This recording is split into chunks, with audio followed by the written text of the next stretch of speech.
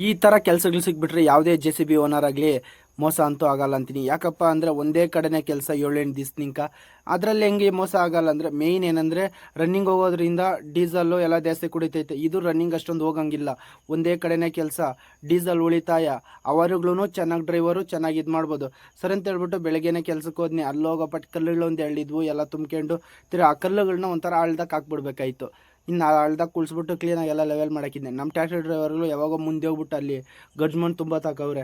Main ಏನಪ್ಪ ವಿಷಯ ಅಂದರೆ ಅಲ್ಲಿ ಮಣ್ಣು ತೋಟದಾಗ ಗರ್ಜ್ ಮಣ್ಣು ಐತೆ ಮೇಲೇನೆ, ಅದನ್ನ ಒಂದಡಿ ಅಷ್ಟು ಡೀಪ್ ಇಕ್ಕೊಂಡು ಎಲ್ಲ ನೀಟಾಗಿ ತುಂಬಿಕೊಂಡು ಅದ್ರ ಕಡೆ ಬೇರೆ ಕಡೆ ಹಳ್ಳ ಇರೋ ಕಡೆ ಹೊಡಿತಾ ಇರೋದು.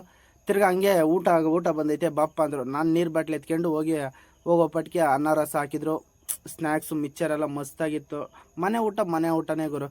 ತಿರ್ಗಿ ಹಂಗೆ ಗಾಡಿ ಸ್ಟಾರ್ಟ್ ಮಾಡಿದ್ನಿ. ತಿರ್ಗಿ ನಮ್ಗೆ ಊಟ ಬಿತ್ತು, ಇನ್ನು ಗಾಡಿಗೂ ಸ್ವಲ್ಪ ಊಟ ಬೇಕಲ್ಲ ಅಂದರೆ ಏನು ಹೇಳ್ತಾ ಇದೆಯೋ ಅಂದರೆ ಅದಕ್ಕೂ ಸ್ವಲ್ಪ ಬಕೆಟ್ಗೆ ಆಳು ಮೂಳು ಸ್ವಲ್ಪ ಗ್ರೀಸುಗಳು ಎಲ್ಲ ಹೊಡಿಬೇಕಲ್ಲ ಗುರು.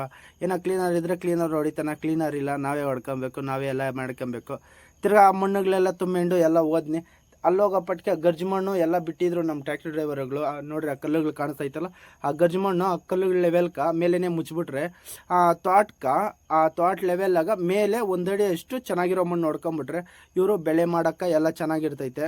ನೋಡಿ ಫ್ರೆಂಡ್ಸ್, ಎಲ್ಲ ಲೆವೆಲ್ ಮಾಡ್ಕೊತ ಇದ್ದೀನಿ. ಓಕೆ ಫ್ರೆಂಡ್ಸ್, ಇವತ್ತು ನನ್ನ ಜೀವನ ಇಷ್ಟ ಆದರೆ ಲೈಕ್ ಮಾಡಿ, ಶೇರ್ ಮಾಡಿ, ಕಮೆಂಟ್. ಹಂಗೆ ಈ ವಿಡಿಯೋ ಇಷ್ಟ ಆದರೆ ಫಾಲೋ ಮಾಡಿ.